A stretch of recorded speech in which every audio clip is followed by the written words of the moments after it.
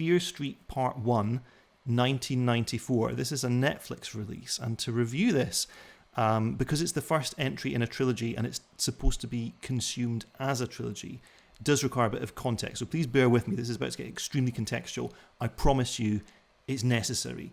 Fear Street, the place, is the creation of the horror author R.L. Stine. Now, this is a series of 156 books and counting, if you include the various spin-off avenues and cul-de-sacs. Very, very popular with younger readers, all kind of horror slasher inflected.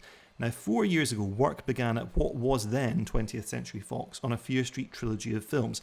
The idea would be that the first two were each set at this key point in American horror cinema. So the first one in the mid-1990s of Scream, I Know What You Did Last Summer, etc., etc. And then the other would take place, the second would take place a generation beforehand at the time of Halloween, Friday the 13th. And then the third would be set way back in the 1600s in the heyday of American witch burning. And they would be released in, all three were set in the same suburb of Shadyside, and then they would be released in reverse chronological order. I assume so. The idea is that each installment sheds new light on the ones that come before it. And this idea, I think, is intrinsically appealing. You've got this sense that you're tracing these modern folk terrors, so the masked knife man or the kind of the crazed axe guy who's running about the woods. You're tracing these back to their historical source. So sort of maybe a little bit like Stephen King's It, or perhaps Cabin in the Woods, where you're unpicking these horror tropes and why it is that these stories keep kind of recurring like rituals down the ages. Now, the plan for these films originally, when they were at Fox, was that they were going to be released in cinemas at 1 month intervals. Now, thanks to the pandemic, they've ended up at Netflix, who are rolling them out over the course of 2 weeks. That, to me, feels like a much more natural home for this kind of project. As the title of the first installment indicates, it's set in 1994, so peak Scream time. And I think it's an incredibly generic slasher, which borrows a lot of ideas from that era. So Scream, I Know What You Did Last Summer, as I mentioned, Final Destination, and so on. But without doing anything especially clever or subversive or meta-horrific with them. So, for instance, when you think it's introducing the final girl figure at the start of the film, as did the first Scream film with Drew Barrymore, this time it's Maya Hawke, then you soon messily discover that she is not going to be the lead character at all. Now, the group of teens that the film does end up being about disturb a witch's grave and end up being chased around by reincarnated serial killers from the town's past.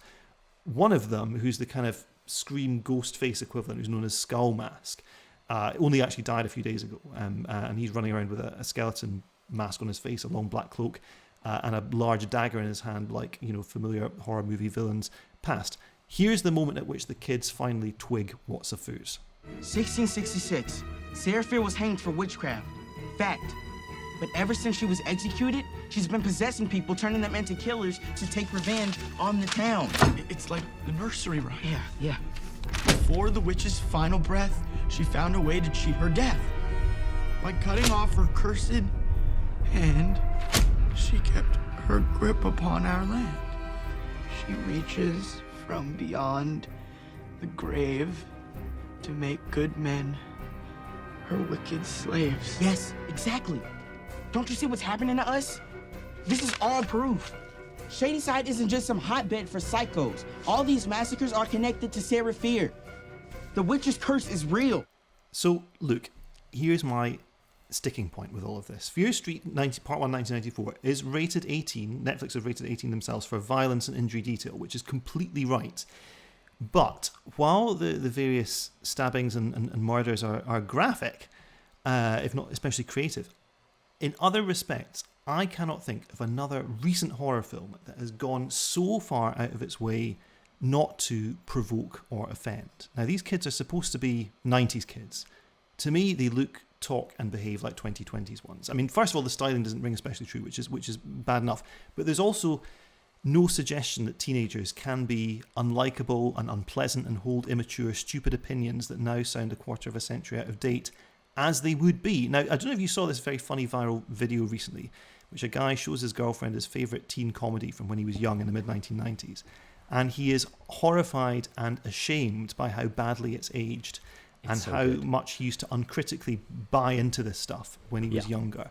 There is absolutely no equivalent sense in Fear Street that we are watching something happening in another era beyond the fact that we recognise so many of the film's ideas as stale warmings over of stuff that was done back in the mid-1990s. Now, the tricky thing is, this might be part of the plan. There may be some Cabin in the Woods style reveal to come, 2 films down the line, which explains why what we've been watching is generic and tired. It's all kind of part of an overall plan, like a kind of a meta commentary on this kind of film. And in fact, the most exciting part of the 1994 installment, by far, is when it starts gearing up for part 2, which is set in 1978 at this kind of Friday the 13th style campground.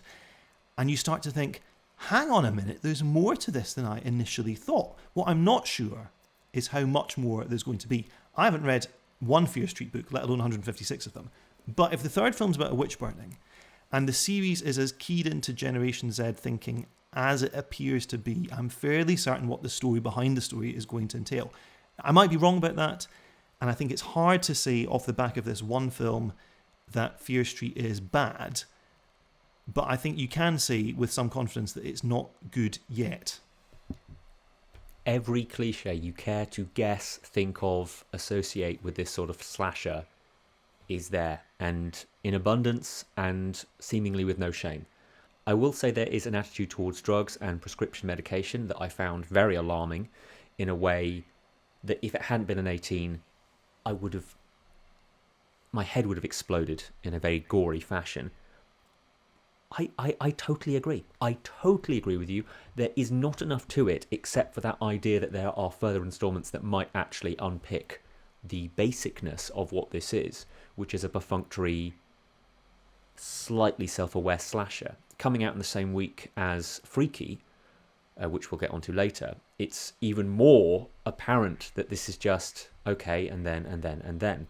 You have people getting together that make no sense. You have the Jack Blackish in another era style jokey character, but he's much more muted and kind of calmed down. People are pleasant even when they're not pleasant. I think the only real gritty thing is that you've got a couple who fight and squabble and bicker and feel real in their hatred of each other when they're separating and all that sort of thing.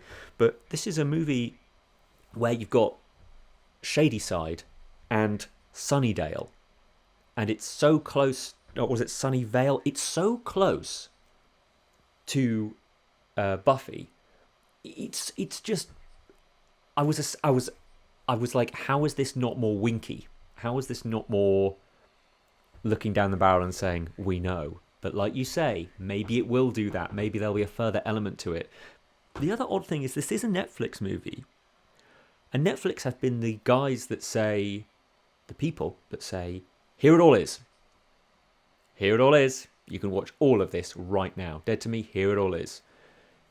Occasionally you might get a sort of an acquired thing here in the UK where Star Trek Discovery might be a week by week. But it's unusual to have this staggered both as a film but week by week in these 3 movies. So like you're saying, there better be something else in their bag of tricks. Otherwise this could well be just 3 movies where people get deaded. Yes, and I think this is why I say it's a streaming project in its core, because can you imagine watching the 1994 installment and thinking, okay, put a note in the diary, in a month's time I'll come back here, spend another £10 to find out what happens next. Yeah. I don't see it. And I think with streaming you can kind of hear these things out. You can let them, let's see how it pans out. I'll give it another chance. It's also not a short film. Like, this movie really stays around. So yeah, if you're intrigued, I'm happy for you, and I am excited about the second one. It stars Sadie Sink, I think her name is, who, my memory's going today, who is a key part of Stranger Things, and we've already talked about Maya Hawke, who was a big part of Stranger Things Series 3. So I'm hoping that the next episode, the next chapter, will hold more surprises and more delights.